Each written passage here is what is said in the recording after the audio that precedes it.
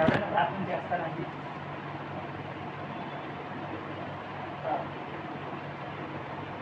అలాగే ఏడాక్షర సమాధానం అధికంలో మహేశ్వరం పుస్తకం వ్యాకరణం పట్టం శాస్త్రం పాలించి ఏ విధంగా నిరంతరం సత్యవానికి సమష్టాధ్యాయుల అస్మై భాషతారం వరకు భాషతారం పదం కార్యము చూపుతారు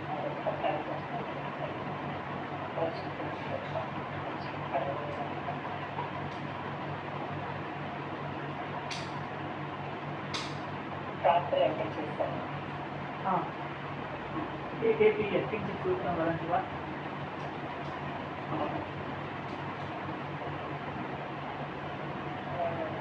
ఏకైకి ఆరోగ్యతే కలిగి తదనంతరం చలతి కేనచిత్ ఆరంభణి నామదేవ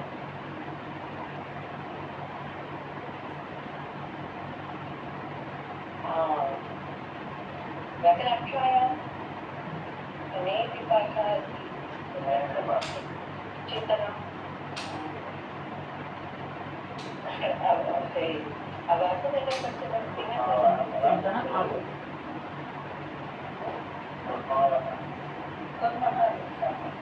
कृतवन्तः अने సింపుల్గా అయిపోతుంది. कृतवन्तः इत्युक्ते पर्यन्तं ఇక్కడ కృతవంతః చింతనం కుర్వन्तः कृतवन्तः अद्य फलश्च ऋजुपदार्थसूत्रस्य विषये किञ्चित् चर्चा करोमि. फलश्च एतत् सूत्रमपि न तस्य लकार्थाने नर्मविधायकसूत्रम् एतत् सूत्रमपि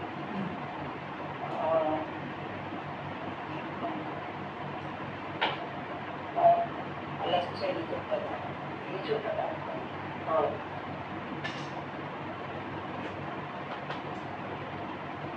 वासुदेव మొదలుపెట్టండి ప్రతిసారి నేనే ఎక్కువ మాట్లాడుతున్నాను. డెకరేషన్ అవసరం బయట లేదు డెకరేషన్ అవసరం లేదు. సూత్రం చూస్తే మనం చెప్పచ్చు. మనం చెప్పలేని పాయింట్స్ నాకు మనకి ఎలా పంపిస్తారు.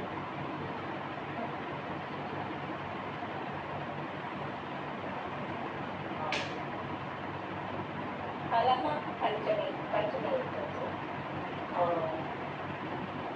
च इति आगे बीजपदार्थके एतत् सर्वमपि वाचितो भवतु एकवचनं कृत्यजमनं कृति अचनं नेके विभाषा रसाभ्याम् उपसर्गात् ये सर्वाणि अनुकूलरूपेण भवन्ति.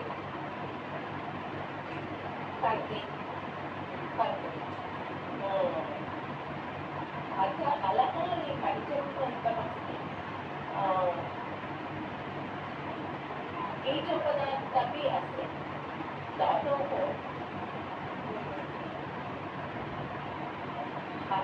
ఈ अलः इत्युक्ते पञ्चमी इत्युक्ते अलन्तधातोः इति अर्थमस्ति.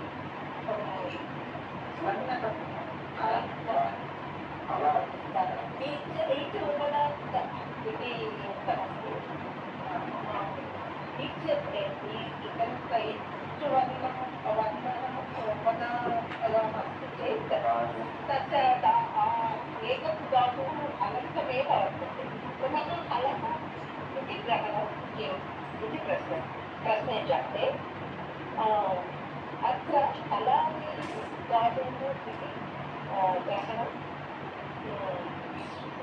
स्वीकर्यते. फलानि धातोः इति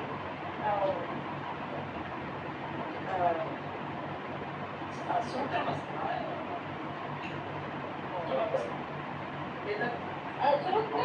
सूत्रं न चिन्तनं कुर्वः. इच्छुपदार्थ उपदावर्ण इच्छुवर्णः उपदावर्णः इच्छुवर्णः अस्ति चेत् हलन्तधातुः एव भवति.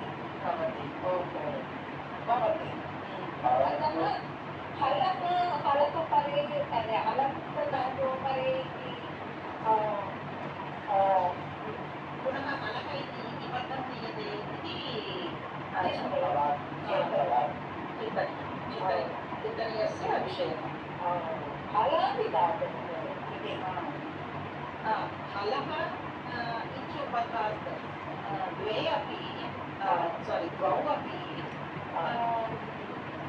धातोः विशेषणमेव विशेषणमेव हलानि इति स्वीकरोति धातुः कथं वर्तते चेत् हलः अपि इत्युक्ते आदिवर्णमपि आदिवर्णमपि हल्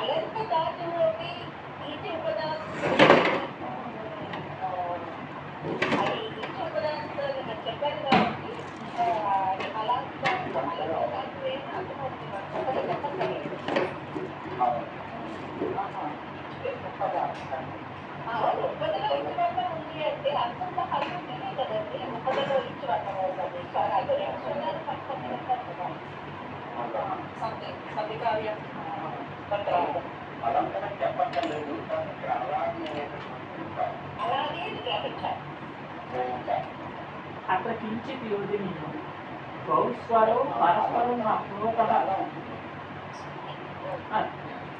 इदानीम् इजुपधः इति सूत्रे अस्ति इति कृत्वा इजुपधः नाम इच्वर्णः उपधायां यस्य वर्तते सः इजुपधः इदानीम् उपधायाम् इच् इत्युक्ते उपधात्वेन इत्प्रत्याहारी वर्णः भवेत् इदानीम् उपधा नाम अलोन्त्यात् पूर्व उपधा अतः अन्त्यवर्णः अन्त्यवर्णेन केनचित् भाव्यं तदनन्तरं ततः पूर्वं यदि इच् प्रत्याहार्यवर्णः भवति तर्हि इति लभ्यते इदानीम् अन्त्यवर्णः हल् वा अहल् वा उभयमपि भवितुम् अर्हति परन्तु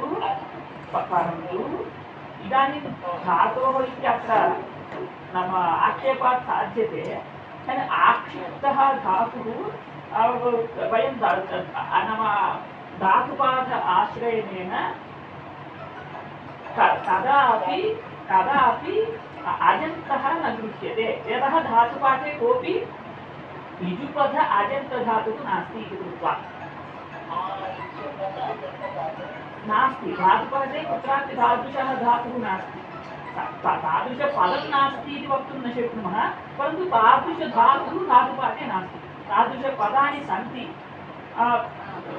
बहूनि पदानि इत्युक्ते अङ्गुलीगण्यानि भवन्ति विरलतया सन्ति इदानीम् अत्र उत्प्रत्यये येन धातुः आक्षिप्यते स च धातुः धातुपाठे विद्यमानः दृश्यते तेन इजुपदः अजन्तधातुः कोऽपि नास्ति इति कृत्वा इदानीम् इजुपद इति पद आश्रयणेन हलः इति पदस्य अर्थः कः इति विचारणीयम् इदानीम् उत्तरसूत्रसहकारेण अत्र आदिः इति वक्तुं शक्यते इति चिन्तनीयम् इदानीं इजादेः इत्यत्र स्पष्टम् आदिपदमस्ति अतः तस्य अत्र अपकर्षं कुर्मः तर्हि अर्थः युज्यते तेन हलः इति उच्यते तर्हि इजुपधः इति पदसामर्थ्यात् हलन्तः एव भवति इति लभ्यते इदानीम् अस्मिन् सूत्रे विद्यमानः हल्पदस्य अर्थः कः इत्युक्ते सः हल् आदिभूतो वा मध्यभूतो वा अन्त्यभूतो वा भवेत् इदानीम् अन्त्यभूतः इति वक्तुं न शक्यते मध्यभूतः इति वक्तुं न शक्यते यतः मध्यभूतधातवः सर्वेपि सन्ति अतः कस्यापि अव्यावर्तकत्वं न भवति इत्यतः सामर्थ्यात् हलादिः धातुः दृश्यते अस्य एवं कथनस्य उत्तरसूत्रे आदिपदमपि ज्ञापकं भवति इति कृत्वा अपकर्षणमिव वस्तुतः व्याख्यानेषु कुत्रापि अपकर्षणम् इत्यादिकं नोक्तं परन्तु अयमर्थः तथा सम्भवति इति कृत्वा मया उच्यते इदानीं हलादेः इति कथमुक्तम् इत्युक्ते हल्पदेन हलादित्वं हल्मध्यस्थत्वं हलन्तत्वं च सम्भवति अन्यत् किमपि नास्ति भवितुम् अतः हल् मध्यस्थत्वं हल् अन्तत्वम् उभयमपि उच्यते चेदपि अत्र हल्पदस्य नाम उच्चारणमेव व्यर्थम् अतः तत् सामर्थ्यात् हलादिः इति उच्यते इति वयं किम् एतत् ट्रयल् एण्ड् एरर् मेथड् द्वारा एवं साधयामः यतः अन्यः कश्चित् पन्थः अत्र आश्रीयते तर्हि अल्पदस्य वैयक्त्यमेव दृश्यते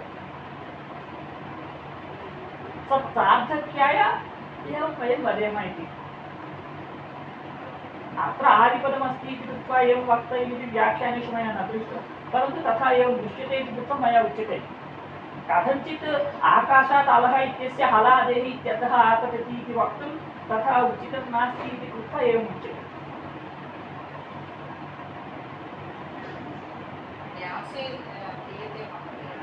कृच्छत्रन्यासे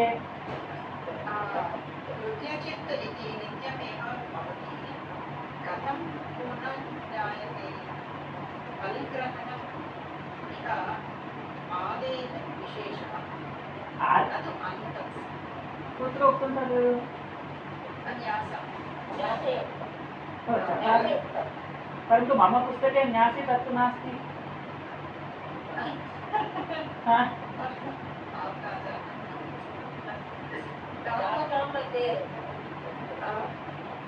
इदानीम् अहं न्यासपरमञ्जरी सहित काशिकामेव पश्यामि तत्र न्यासे एका एव पङ्क्तिः अस्ति चकारः विभाषा इत्यन्तर्शनार्थः तेन उत्तरत्र भवति प्रकोपनीयमिति उपक्रोधे इति धातुः इत्येतावदेव न्यासे अस्ति भवतु तैः न्यासे उक्तं पुनः तां पङ्क्तिं पठन्तु भवत्यः कथं पुनर्ज्ञायते हल् ग्रहणम् इह आदेः विशेषं न तु अन्तस्य इदानीम् आदेः विशेषणं न तु अन्तस्य इत्युक्ते इदानीम् अत्र आदिः इति कुतः आगतम् इदानीम् आदिः इति पदमेव नास्ति अत्र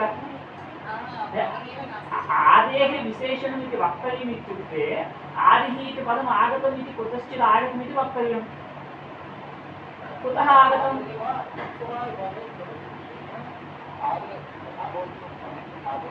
तत्र आदेः नियमः नास्ति आदेः परस्य इति परस्य यद् विहितं तत्तस्य आदेः भवति इति उच्यते इदानीम् अत्र परस्य तादृशं कार्यं विहितं स्फुटं विहितं नास्ति इदानीं कथं वयं कस्माचित् परिभाषया उत्तरस्य इति वक्तुं शक्नुमः परन्तु उत्तरः सः नकारः दृश्यते अवगतं वा महोदय इदानीम् आदेः परस्य इत्यस्य अर्थः कः परस्य यद् विहितं तस्य आदेर्भवति इति तस्य अर्थः तत् सूत्रं कुत्र प्रवर्तते इत्युक्ते उत्थानम् उत्तम्बनम् इत्यादि प्रवर्तते उदस्तास्तम्भोः पूर्वस्य इत्यादिषु इदानीं तत्र परस्य कार्यं विधीयमानं भवति इदानीम् अत्र वस्तुतः परस्य कार्यं नास्ति उपसर्गात् परः धातुः तदनन्तरवर्ती कृत्प्रत्ययः तत्र कृत्प्रत्यये विद्यमाननकारस्य कार्यम् इदानीम् आदेः परस्य इति वयं वदामः तर्हि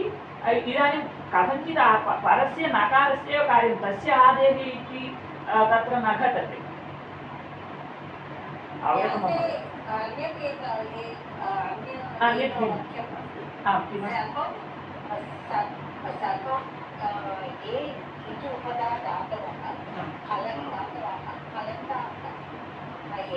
एवं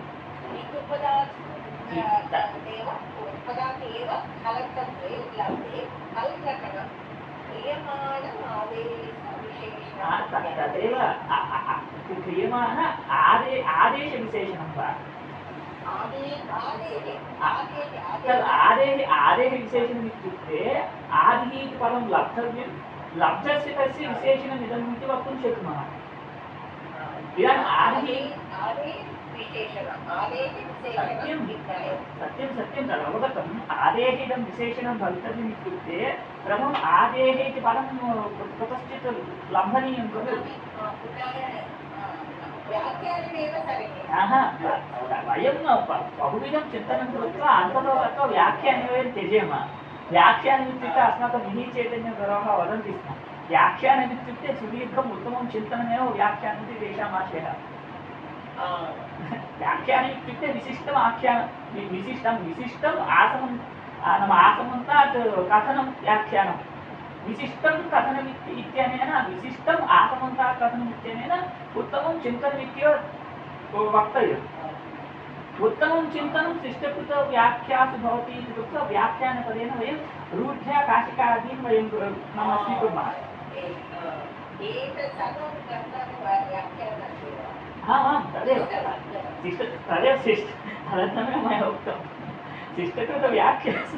शिष्टकृतव्याख्यासु भवति परन्तु तेन क्वचित् एवंविधस्थले न लब्धं तर्हि किं कर्तव्यं वयं तदेव इदानीम् आदेः इति पदं कथमागतम् इति उच्यते तर्हि तस्य इदं विशेषमिति वक्तुं शक्नुमः आदेः इति पदं कथमानीयते इत्युक्ते एका युक्तिः अस्माभिः ऊहिता उत्तरसूत्रे आदेः इति वर्तते तस्य अत्र अपकर्षणं कृतम् इति एका युक्तिः अपरा युक्तिः का इत्युक्ते धातुस्तावत् हला साकं कथं सम्बद्धो भवति इत्युक्ते त्रिभिः प्रकारैः सम्बद्धो भवति हलादित्वेन हल् मध्यस्थत्वेन हलन्तत्वेन च धातोः हलश्च अयमेव सम्बन्धः धातुः इत्युक्ते अज्झल् समुदायः धातुः क्रियावाची अज्झल् समुदायः धातुपाठे पठितः बालिगणे पठितः धातुः इदानीम् अज्झल् समुदायः इति कथनेन हलः धात्वश्च समवायसम्बन्धः भवति इति वक्तव्यं समवायसम्बन्धः इत्युक्ते अवयवयोः समवायः धातोः अवयवः हल् वा अच् वा कोऽपि इदानीं तस्य धातोश्च सम्बन्धः कः इत्युक्ते अवयवविभावसम्बन्धः स च अवयवविभावसम्बन्धः त्रिधा भवितुमर्हति धातोः हल् आदित्वेन धातोः हल् मध्यस्थत्वेन धातोः हल् अन्तत्वेन च त्रिभिः नाम प्रकारैः सम्बन्धः भवितुमर्हति इदानीम् अत्र हल् मध्यस्थत्वेन वा हल् अन्तत्वेन वा सम्बन्धः बाधितः अतः तृतीयः सम्बन्धः हलादिसम्बन्धः इति अस्माभिः उच्यते एतद् अस्माभिः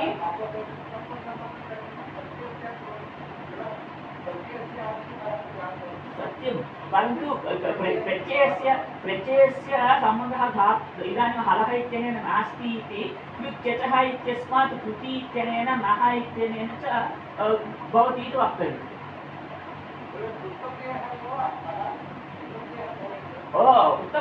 उत्तमम् यदि हलादिः प्रत्यय उत्तमम् इदं पदं न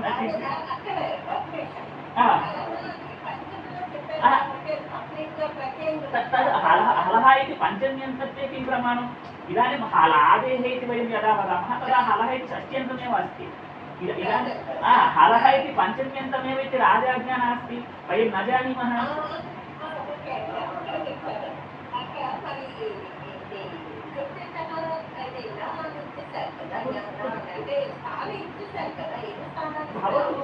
भवतु तथा अवयवसम्बन्धः भवितुमर्हति खलु इदानीं कृष्णमहेशमहोदयः उद्धरीत्या हलादिः यः प्रत्ययः तत् अवयवस्य नकारस्य इति वक्तुं शक्नुमः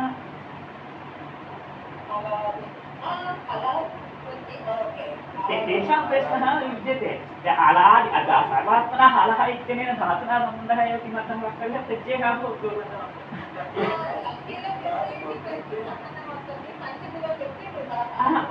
तथा नास्ति धातुना साकं सम्बन्धेपि षष्ट्यन्तमित्येव वक्तव्यम् इदानीम् आदेः इति पदं यदा अस्माभिः अध्याहारेण वा अपकर्षणेन वा अथवा केनचित् प्रकारेण सम्बध्यते तदा हलः इत्यस्य आदेः इत्यस्य च सम्बन्धः कः इत्युक्ते षष्ट्यन्ततया सम्बन्धः हलः उत्तरः आदिः इति वक्तुं न शक्नुमः हलः उत्तरः आदिः इति वक्तुं शक्नुमः वा हलः हल् च असौ आदिश्च इति वदेम एका रीतिः हल् च असौ आदिश्च हलादिः तद् हल् च एवमपि हल् आदिः यस्य सः हलादिः इति वदेम हल् आदिः यस्य सः यस्य धातोः आदिः हल् तादृशः धातुः हलादिपदेन गृह्यते यदा अयमर्थः उच्यते हलादेः धातोः एकं हलादेः धातोः उत्तरस्य हलादेः धातोः उत्तरस्य इति पञ्चम्यन्ततया वक्तुं शक्नुमः तदा हलादिपदस्य पञ्चम्यन्तत्वं केवल हल्पदस्य पञ्चम्यन्तत्वं नास्ति यदा यदा आदिपदम् अस्माभिः अध्याहारादिना साध्यते तदा हल् च असौ आदिश्च हल् आदिः यस्य सः इति हलादिशब्दस्य षष्ठीगर्भित बहुव्रीहिसमासं स्वीकृत्य तस्य पञ्चम्यन्तम् आश्रित्य उत्तरकृत्यचे नकारस्य सम्बन्धः इति वक्तव्यम्। तत्र हलादेः इत्यस्य षष्ठीगर्भितबहुव्रीहित्वम् अस्ति। हल् आदिः यस्य सः यस्य धातोः आदिः हल् वर्तते सः धातुः हलादिः धातुः। तेन अयं कीदृशः समासः इत्युक्ते षष्ठीगर्भितबहुव्रीहिसमासः बहुव्रीहिसमासः। इदानीं हलादिः इति षष्ठीगर्भितबहुव्रीहिः तस्मात् हलादेः इति पञ्चमीं वयं वक्तुं शक्नुमः। केवल हलः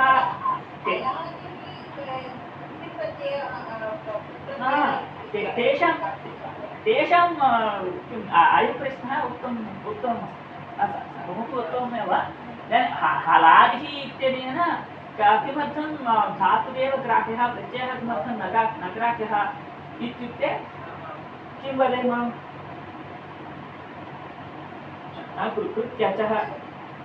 कृत्यचः इत्यस्ति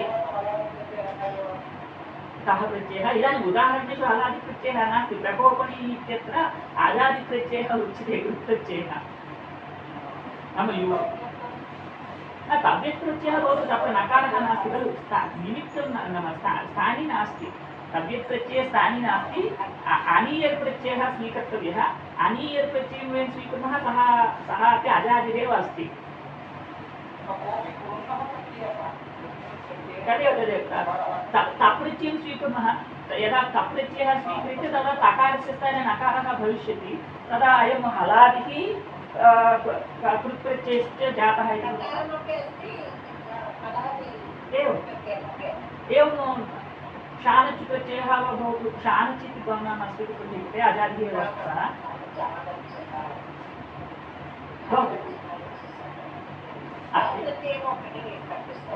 एवं चिन्तनीयम्।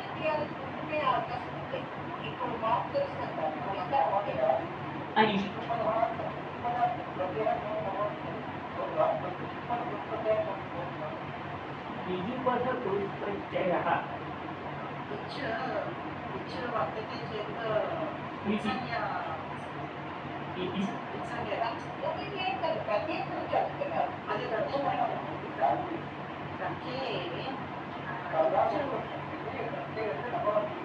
यदि एवमस्ति यदि युजुपदप्रत्ययः नास्ति तदा युजुपद इति विशेषणं धातोरेव इति स्पष्टं। तत्र प्रश्नः नोदयति।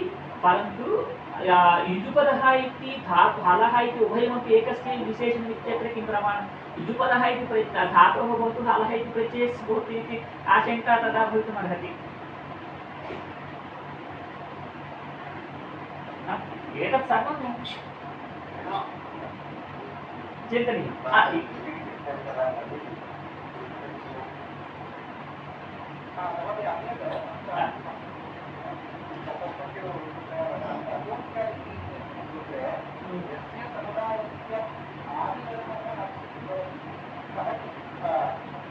पुनः उच्यतां पुनः उच्यताम्।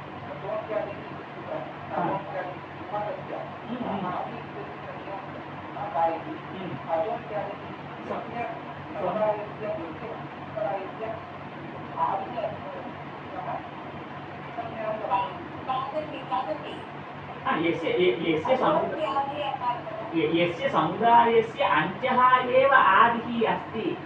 यस्य समुदायस्य यस्य अचां समुदायस्य अन्त्यः अदेव आदिः भवति इति वक्तव्यं। तदा भ्रमरमहोदयानां प्रश्नः न भवति। अचः अन्त्य आदि इति अन्त्यपदम् आदिपदम् उभयमपि तत्रैव अस्ति। भवद्भिः अन्त्यपदं न दृष्टम् आदिपदं दृष्ट्वा उक्तम्। तदेव भवताम् उक्तं सङ्गच्छते आदिपदम् एव अस्ति अन्त्यपदं नास्ति। परन्तु उभयमपि अस्ति सूत्रे। अन्त्य आदि उभयमपि अस्ति। अचः इत्यपि अस्ति। अतः तत्र किमुच्यते अचां नाम अचः इति तत्र निर्धारणदृष्टिः अङ्गीक्रियते। तेन निर्धारणस्य समुदायः गृह्यते। तेन समुदाये अन्त्यादि अन्त्यश्च असौ आदिश्च अन्त्यादिः कः अन्त्यादिः अच् अस्मिन् सूत्रे अचः इत्यस्ति कृत्वा अच् समुदाये अन्त्यः अजेव आदिः अन्त्यश्च वर्तते सः अच् ति इति संज्ञां लभते इत्यर्थः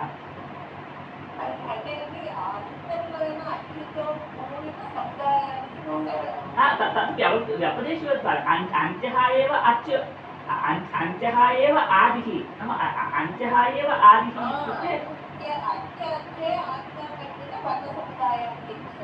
एवम् एवं नाम मनस् इत्यादिषु राम इत्यादिषु नाम उदाहरणत्रयेन अस्माभिः द्रष्टुं राम इत्यादिषु अन्त्यः एव अच् आदिः अस्ति तत्र आदिश्च अन्त्यश्च एक एव जातः मनस् इत्यत्र आदिः अन्यः यः आदिः नाम सः अन्त्यः नास्ति यः अन्त्यः सः आदिः नास्ति अतः तत्र नाम अन्त्यः एव नाम अन्त्यसहित आदेः नाम समुदायस्य ति इति संज्ञा उच्यते नाम अस् इति भागस्य केवलराम इत्यत्र आकारस्य अन्त्यस्य एवं न इदानीं तदेव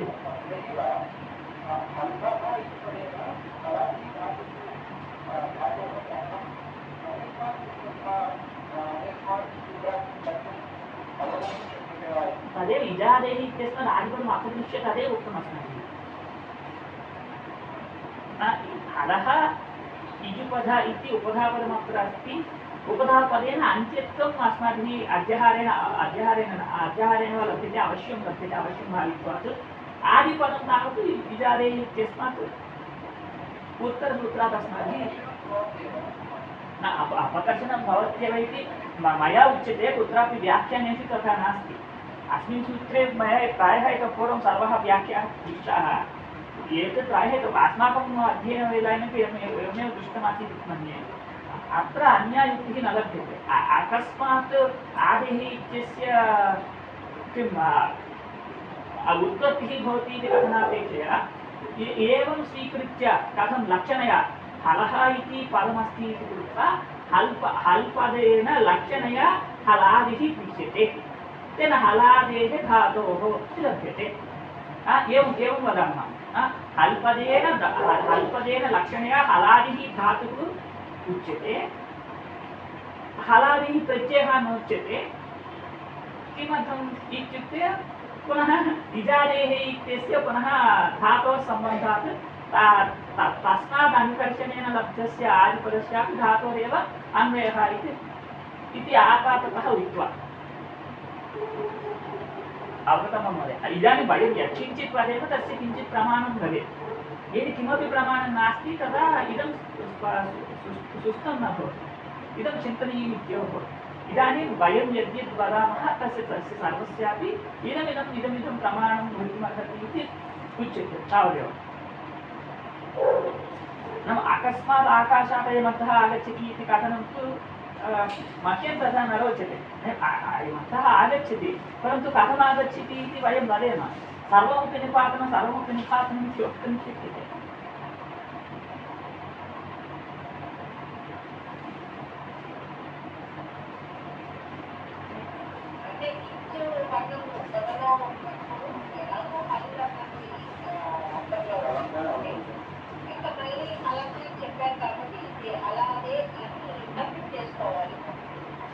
ग्रन्थेषु तथा वर्तते परन्तु हलन्तं नास्ति तर्हि हलादि इत्येव किमर्थं हल् मत्स्यं भवितुमर्हति अथवा हल् इति तात्पर्यग्राहकं भवति हल् इति तात्पर्यग्राहकं भवति हल् इति स्पष्टार्थम् अदृष्टप्रयोजनार्थम् इति वदामः यदा हलन्तत्वं न सम्भवति तदा हलादित्वमेव भवति इत्यत्र नाम किं नियामकं बहुत्र वयं वदामः हलम् इदम् No,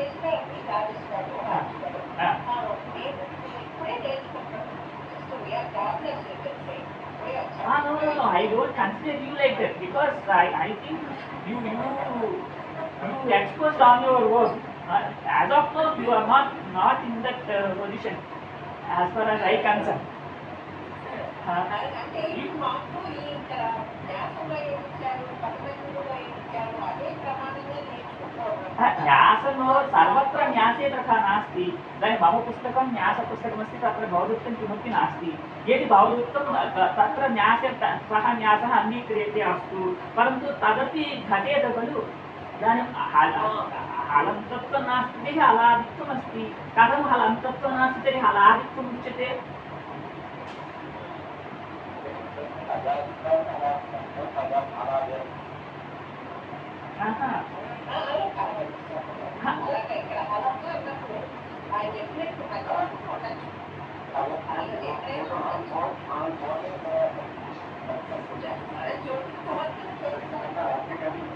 न हलः इति तात्पर्यग्राहकमिति वदामः बहुत्रयम् उच्यते अस्माभिः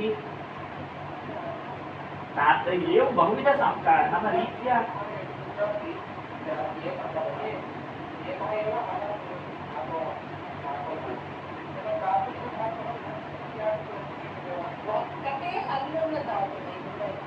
भवन्ति भू इति धातुः तादृशी एव అంటే ఓకే అంటే మీరు చెప్పే అర్థం కలిగిన సంప్రదాయం అంటే ఒకే ఒక అల్లు మాత్రమే ఒక ఏకాలు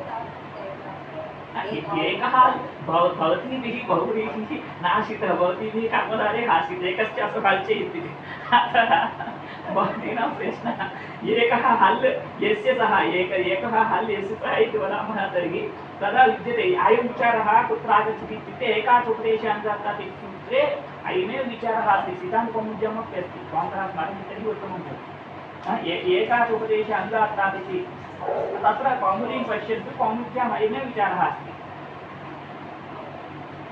तत्र नाम एकपदस्य सामर्थ्यं तथा उक्तं तत्र बहुभिः कर्मधारे कृतभेदेन एवम् अर्थः उक्तः तत्रापि निपात एकादनाम् इत्यत्र एकश्च असौ अच्च एकाचिति स्वीकर्तव्यं वा एकः अच्च यस्मिन् सः एकाचिति स्वीकर्तव्यं वा अव्यवसंज्ञा निपात एकादना एकाच् निपातः एकाच् निपातः आङ् वर्चः अव्ययमिति संज्ञां लभते इति तत्र उक्तम् इदानीम् एकाच् इति वयं यदा बहुव्रीहिं वदामः तदा च इत्येकाच् च इत्येकाच् इति कृत्वा नाम कस्यापि तत्र ग्रहणं स्यात् अतः तत्र किं कृतम् इत्युक्ते अनाङ् इति अत्र सूत्रे अस्ति इति कृत्वा आङ् यादृशः एकाच् तादृशः एकाच् स्वीकर्तव्यम् इति तत्र उक्तम् आङ् कीदृशः एकाच् इत्युक्ते एकश्च असौ अच्च एकाच् सः एकः एव अद्वर्तते इति कृत्वा तादृशः एकाच् तत्र आमां तत्र चिन्तः एवम् इदं सर्वं किमर्थम् आनीतम् इत्युक्ते हलः इत्यपि तादृशमेव एकः एव हल् इति यदा वयं कर्मधारयं वदामः तादृशधातुरेव नास्ति तादृशधातुरेव नास्ति इत्युक्ते धातुपाठे पठितः तादृशः कोऽपि धातुर्नास्ति नास्त्येव ततः केनचित् हला कापि क्रिया न बोध्यते क्रियाबोधनाय अक्षरं न्यूनातिन्यूनम् अपेक्षितं संस्कृत नाम भाषायां विशिष्य भाषान्तरे एकेन नाम हलापि क्रिया बोध्येत नाम परन्तु संस्कृते तावत् अक्षरेणेव क्रिया बोध्यते वर्णेन केनचित् हलावर्णेन क्रिया न बोध्यते अन्यत्र भाषासु एवं स्यात् वयं न जानीमः विशिष्य हङ्गेरियन् भाषायां चेन भाषायां च एवं बहुविधक्रियाः सन्ति इति उच्यते तत्र केवलं हलेव क्रियां नाम वदति इत्युच्यते भवतु एवञ्च वयं किञ्चित् नाम एवं चिन्तयामश्चेदेव अत्र विषयः मञ्जूषातः बहुभिः निर्गच्छति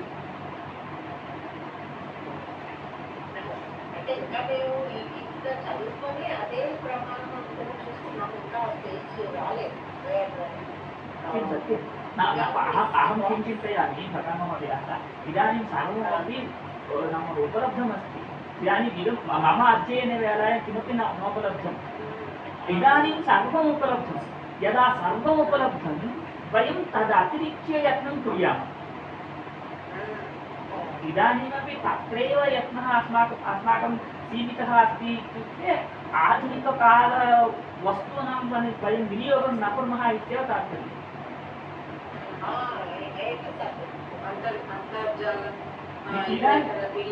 सर्वमस्ति इदानीं नाम भागदेयं वस्तुतः संस्कृतज्ञः सर्वमस्ति, केवलं व्याकरणस्य न, सर्वेषां शास्त्राणाम् एवं ज्ञानं सर्वतः उपलभ्यमानमस्ति। इदानीं वयं तदुपरि चिन्तनं कुर्यामः, अन्यथा अस्माकं पाठः एव नापेक्षितः। इदानीं भवन्तः स्वयं नाम पठितुं शक्नुवन्ति, अवगन्तुं शक्नुवन्ति, भवन्तः सर्वेपि बुद्धिमन्तः। वयम् अत्र मिलामः न सत्यमेव खलु, वयं मिलामः इत्युक्ते अस्माकं मेलनस्य किञ्चित् असाधारणं प्रयोजनं भवेत्। असाधारणं प्रयोजनं नाम कुत्रापि अविद्यमानं चिन्तनम् इत्येव।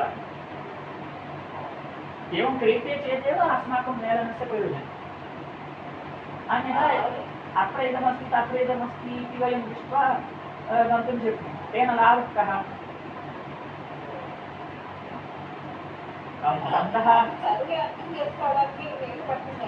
इदानीं बुद्धिमन्तः जाताः खलु, भवन्तः सर्वेपि बुद्धिमन्तः जाताः। तत्र मम प्रश्नः एव नास्ति, बहुवारं कुर्वन्ति उत्तमं, परन्तु यदा वयम् इतोपि चिन्तनं कुर्मः तदा अत्र नाम ज्ञान अवधिः नाम वर्धते।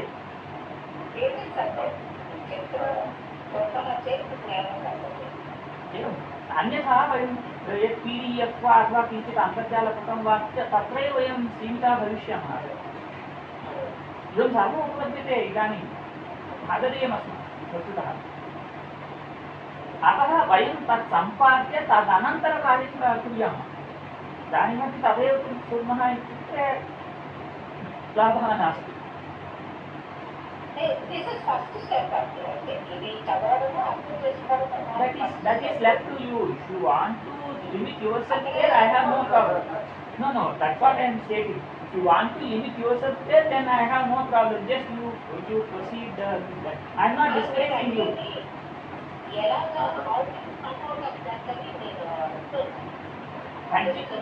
वयम् एवमेव कुर्मः तावदेव। एवं कुर्मश्चेत् एवं भवत्येव, सर्वं भवत्येव। वयं कुत्रापि कुट्ये सीमितस्थले नैव भवेम इत्येव मम तात्पर्यम्। कुट्यसीमितस्थलं इत्युक्ते भवन्तः अवगतवन्तः।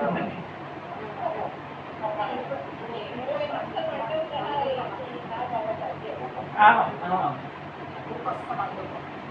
यतः भगवान् उच्यते, अहं महापरीक्षायाः समनन्तरमपि संयुक्तः नासम्। बहवः नाम गुरवः नियमिताः, तदनन्तरं बहुवारं पुस्तकानि पठितानि, परन्तु क्वचिदपि मम संतृप्तिः नासीत्। यावत् मया न पाठ्यते स्म तावत् पर्यन्तं मम नाम मया ज्ञातमिति विश्वासः नासीत्। तदेकम् एवं बहुवारं नाम कक्ष्यायाः अनन्तरमहं दुःखं प्राप्नोमि स्म। अय्यो अत्र एवं न पाठनीयमासीत्, अत्र एवं पाठितवान्, अत्र एवम् इदं त्यक्तवान्, अत्र इदं किमर्थम् एवं पाठितवान् इति बहुवारं दुःखं जायते स्म। इदं मा भूत् इत्युक्ते वयं ग्रन्थे तत् किमर्थम् उक्तं तथा इति चिन्तनं नाम कुर्यामः। ग्रन्थे अस्ति, किमर्थं तथा अस्ति, ग्रन्थे किमर्थमस्ति इति वयं चिन्तनं कुर्मः तर्हि अस्माकम् आनन्दः भवति, अस्माकं चिन्तितं तत्र वर्तते। ग्रन्थापेक्षया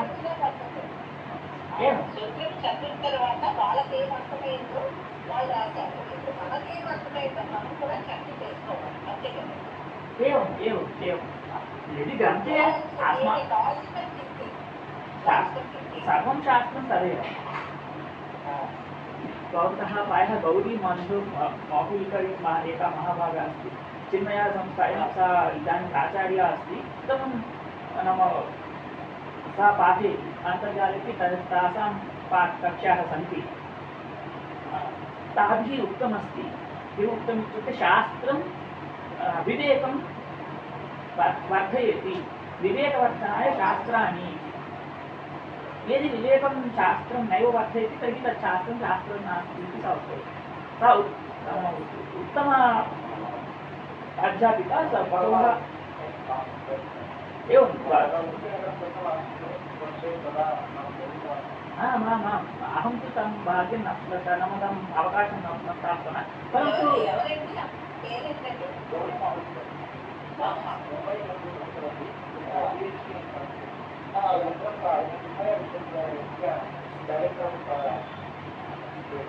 तासां पितरः अपि शास्त्रज्ञाः इदानीं सर्वं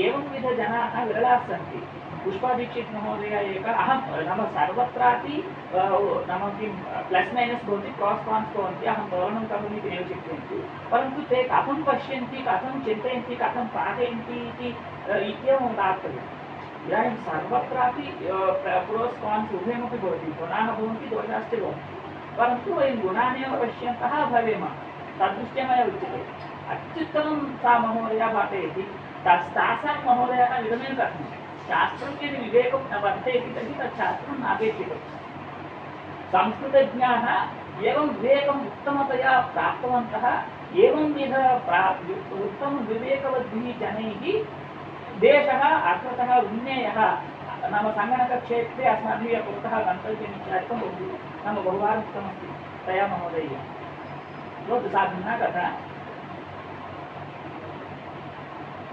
पश्यन्तु नाम तासामपि कक्ष्याः उपलभ्यन्ते शिष्य साहित्यं निरुक्तम् इत्यादिकं सा महोदया पाठयति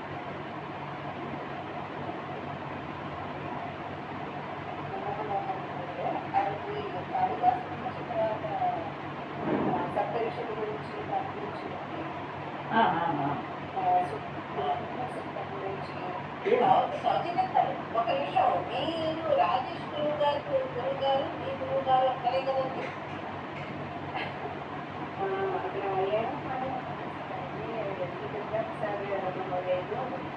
అప్పుడు గురువు గారు సంస్కృత నేర్పించినారు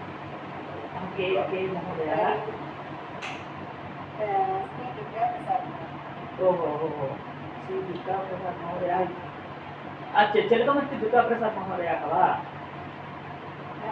ओहो हो ते वा उत्तमम् उत्तमम्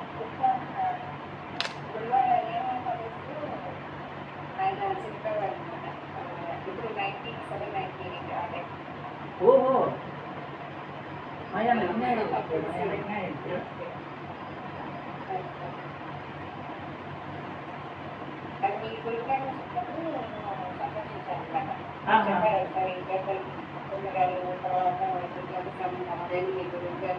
दुर्गाप्रसाद महोदयः मया न स्मर्यते दुर्गाप्रसाद महोदय दुर्गाप्रसाद इति परिचिताः बहवः सन्ति मम मातुलाः अपि सन्ति दुर्गाप्रसाद आख्याः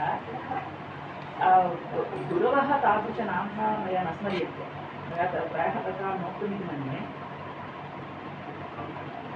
तादृशनामानः प्रायः न स्मर्यन्ते क्षम्यतां दुर्गाप्रसाद మా క్లాస్మేట్ అని చెప్పు మా క్లాస్మేట్ అని చెప్పు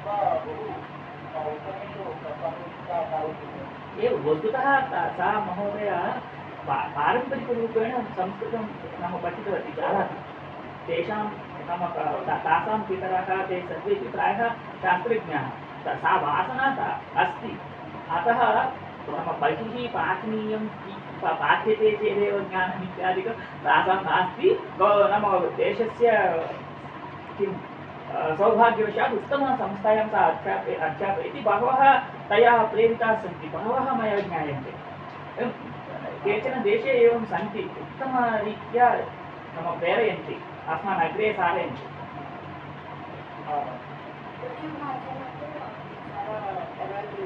एवम् इदानीं तदेव मया उच्यते इदानीन्तनकाले अध्ययनं सर्वमपि अस्माकं चक्षुष्पटः वर्तते इदं नास्ति इति किमपि नास्ति सर्वमस्ति किमध्ययनं नास्ति सर्वमध्ययनमस्ति सर्वं ज्ञानमस्ति परन्तु वयं तद् ज्ञानेन नाम what I mean to say what I understood from various gurus especially from Vinny Chaitanya sir and all so we should not try to remember the facts we should analyze why this fact is like that unless we are analyzing the fact cause and the reason just we will be like reciting the facts so we are not eligible to have that viveka wisdom ग्रन्थेषु सर्वं वर्तते परन्तु ग्रन्थे विद्यमानमेव वयं पश्यामः तर्हि we are listing the facts so we should not limit ourselves we should not limit ourselves by listing the facts why this fact is like that how this is a fact then this is illogical we should be ready to oppose that to question the test at least it seems to be illogical why do I accept it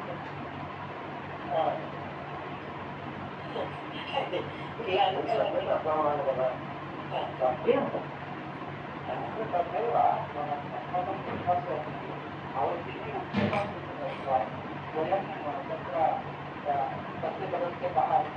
न प्रथमवारम् एवं भवति महोदय प्रथमवारं वयम् एवं चिन्तनं किमपि न कृतवन्तः अहमेव यावत् शक्य सर्वं पाठितवान् इदानीं वयं द्वितीयवारं पश्यामः यदा वयं द्वितीयवारं पश्यामः तदा किञ्चित् अग्रे गन्तव्यम् इति मत्वा मया उच्यते इदानीं सर्वम् अन्तर्जाले उपलब्धमस्ति वयम् एकवारं दृष्टवन्तश्च अतः this is the right time to have more analysis on it that's what I mean if we don't do this now then we can never do any other time it is impossible simply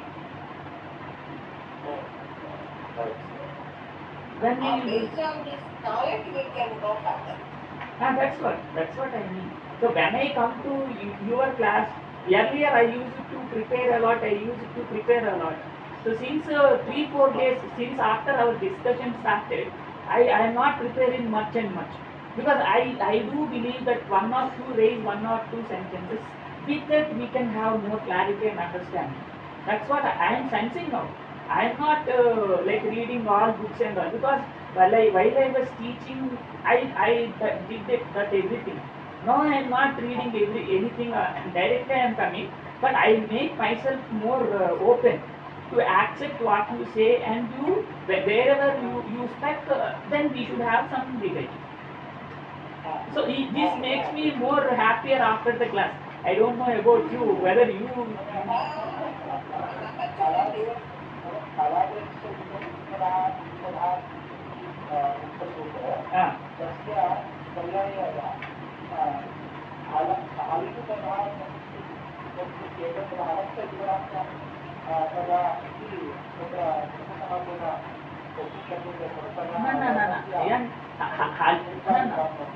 न तदा द्वन्द्वः कदा भवति साध्ये द्वन्द्वः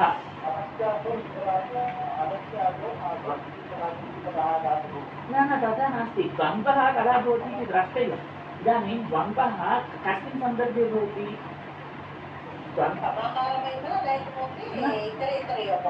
इजुपधात् इति एकं पृथक् पदं हलः इति पृथक् पदम् इदं पृथगेव अस्ति भवताम् अवगमनाय किञ्चित् न तत्र द्वन्द्वसमासः न सम्भवति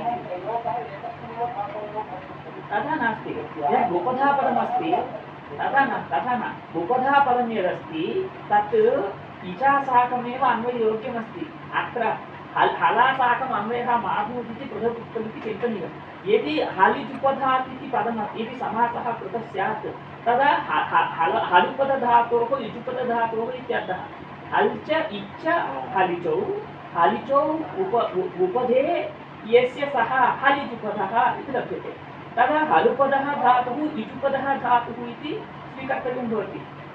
तदा केवलम् उपधापदस्य इचा साकं सम्बन्धः भवितुं नार्हति। तदा सूत्रार्थः अन्यः भविष्यति। అసలు రెండు ఉపకరణాలు ఎలా ఉంటాయి? न न न तदेव असम्भवात् तथा न भवति इत्यर्थः। अयं प्रश्नः युज्यते। न इदानीं द्वन्द्वसमासे नाम लोके द्वन्द्वसमासः कदा क्रियते इति किञ्चित् द्रष्टव्यं। लोके द्वन्द्वसमासः कदा क्रियते इत्युक्ते यत्र पदार्थद्वयं पृथगर्थबोधकमस्ति, पृथगर्थबोधकयोः एकत्र क्रियायाम् अन्वयः एकत्र अथवा एकत्र सम्बन्धः यत्र उच्यते तादृशस्थले द्वन्द्वसमासः भवति। चाट्ये द्वन्द्वः नाम तत्र समाहारो वा इतरेतरयोगो वा एवमेव भवति। नाम रामकृष्णौ गच्छतः, रामकृष्णौ श्वेतवस्त्रौ इत्यादिषु सर्वदापि रामकृष्णयोः उभयोरपि गमनक्रियायामेव अन्वयः। रामकृष्णौ पश्य इत्यत्र रामकृष्णयोः उभयोरपि दर्शनक्रियायां कर्मत्वेन अन्वयः। एवञ्च यत्र यत्र द्वन्द्वसमासः वर्तते तत्र द्वन्द्वसमासे घटकयोः पदयोः एकत्रिक्रियायाम् अन्वयः। इदानीं हल्पदम् इच्पदम् उभयं द्वन्द्वसमासेन युक्तमिति वदामः, तदा एतयोः उभयोः उपधापदेनैव अन्वयः। यदि इजुपदपदं पृथक् स्वीकृत्य तदनन्तरं हलः इति पदेन समासः द्वन्द्वसमासः क्रियते इत्युच्यते, तदा तादृशद्वन्द्वः नैव कर्तव्यः। किमुच्यते? सविशेषाणां वृत्तिर्न यत् वृत्तस्य वा विशेषणयोगो न। इदानीम् अत्र इच्पदस्य उपधा इति विशेषणमस्ति, अतः एवंविध इजुपदपदस्य पुनः हल्पदेन समासः नैव भवति असामर्थ्यात्। अवगतं महोदय? एतत् लोके द्वन्द्वसमासः कदा भवति इति असकृत् दर्शनेन असकृत् चिन्तनेन बुध्यते। असामर्थ्यात् समासः नास्ति इति वक्तुं शक्नुमः। प्रश्नस्तु युज्यते, भवद्भिः एवं प्रश्नः कृतः इति कृत्वा मया इदं सर्वं वक्तुम् अवकाशः प्राप्तः। वक्तुम् इत्युक्ते वक्तुं वा इदं सर्वं समर्थपदविधिः सूत्रभाष्ये उक्तम्, अन्यत्र बहु ग्रन्थेषु उक्तम्।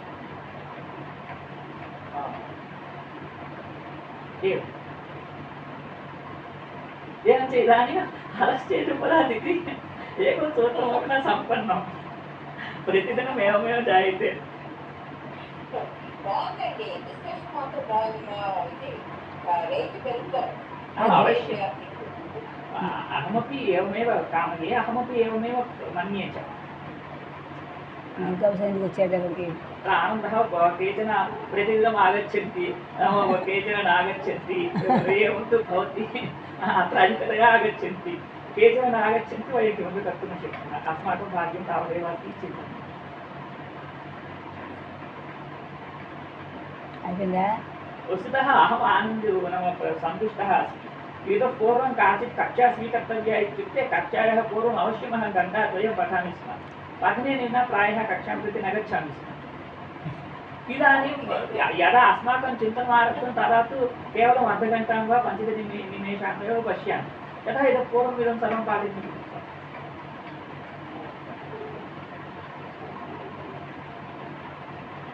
ఉదాహరణ చెప్పుకోలేదు, కొద్దిగా न वस्तुतः सर्वम् अपेक्षितमेव अस्माकं चिन्तनमासीत्। भवन्तः किं मन्यन्ते इति न ज्ञायते। एकम् उदाहरणं पश्यामः, प्रकोपनिमित्या वदन्तु भ्रमरं महोदयः, अथवा अन्याः अन्येव अथवा अन्येव గౌసైనిक వచ్చేటప్పటికి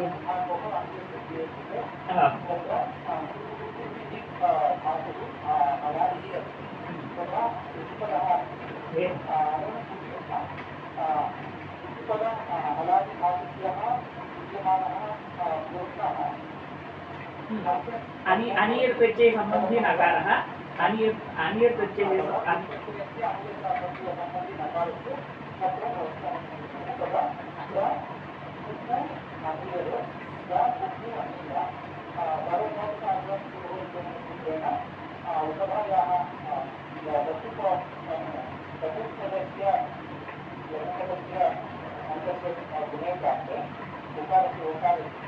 प्राप्ति इति न वक्तव्यम् अत्र पूर्वमेव गुणः कर्तव्यः गुणानन्तरमेव नत्वं ततः गुणसूत्रं सप्तमे अध्याये अस्ति नत्वसूत्रम् अष्टमे अध्याये अस्ति नाम असिद्धकाण्डे अस्ति अतः गुणशास्त्रे कर्तव्ये नत्वशास्त्रम् असिद्धं भवति इति कृत्वा पूर्वमेव गुणः कर्तव्यः गुणः क्रियते चेदेव पुनः नत्वं प्रवर्तते इति वक्तव्यम् प्राप्ते इति नैव वदन्ति भवताम् अयम् अभ्यासः बुद्धौ तथा स्थितः वर्तते प्राप्ते प्राप्ते इति न गुणे कृते इत्येव वक्तव्यम्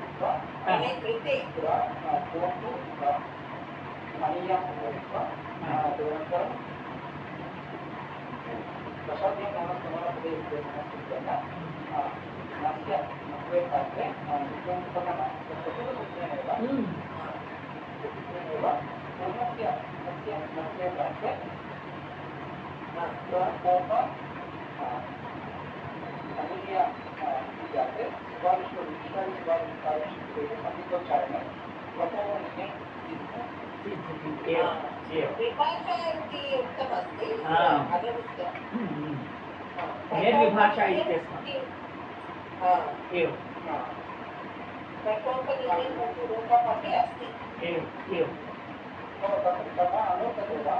निर्विभाषा इत्यस्मात्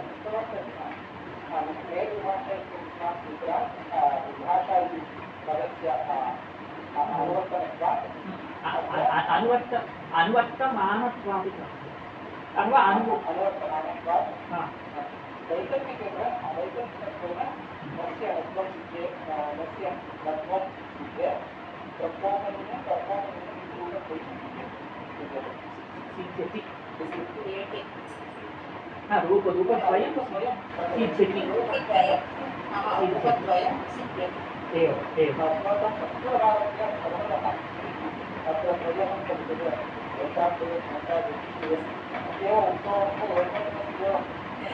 भवतु दोषः नास्ति एव एवम् एवम्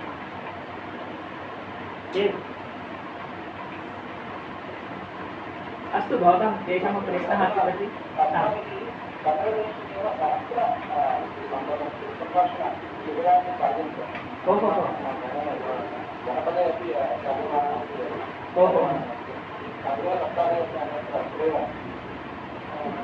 మీరు తప్పించేస్తారని లేదు కానీ నేను 4 ప్రోడక్ట్స్ అంటే కావాలి కావాలి అది మా ఇంట్లోనే వస్తాయి ఆన్లైన్ అయితే ఏదైనా